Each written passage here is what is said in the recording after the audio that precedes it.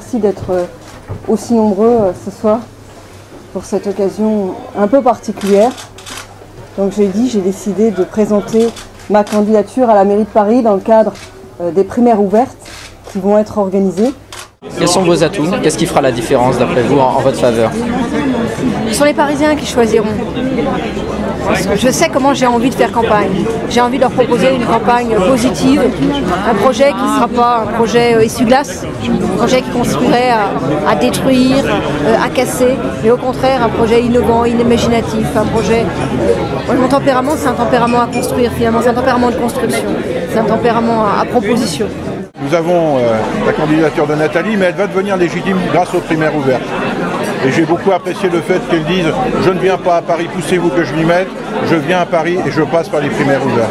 Et ça, je crois que c'est déjà une expression d'une grande force, d'une grande détermination et d'un grand respect des militants, mais aussi des Parisiennes et des Parisiens. Et à partir du moment où je souhaite la primaire, je suis cohérente avec moi-même. Qu'il y ait des candidats, tous les candidats, pas seulement de l'UMP d'ailleurs, s'il peut y avoir les candidats de l'UDI, au-delà des candidats non inscrits, primaire ouverte, ça doit être vivant. Et c'est bien qu'il y ait ces échanges. Et je pense que ceci d'ailleurs pourra nous différencier de ce qui est en train de s'organiser chez les socialistes, où on a plutôt le sentiment d'un système de dauphinat mis en place d'assez longue date. Quelles sont ses qualités à elle? Ses valeurs, c'est déjà, elle l'a je pense longtemps montré à Longjumeau, elle est assez proche des habitants, elle essaye toujours d'être au plus proche des préoccupations des habitants.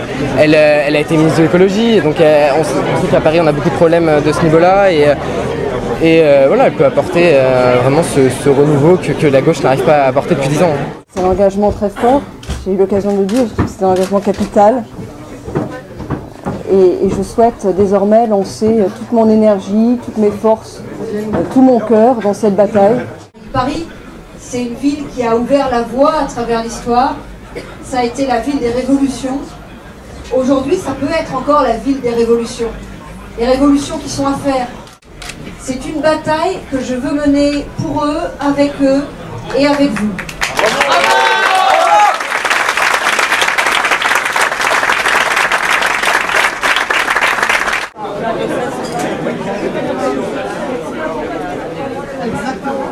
Un maire, il doit veiller au bien-être de ses habitants avec eux, pas faire leur bonheur malgré eux. Imaginez ce qui serait bon pour eux sans leur poser la question. Il y a un problème de méthode. Le maire, il doit aussi faire en sorte qu'on puisse rester, qu'on puisse vivre dans sa ville.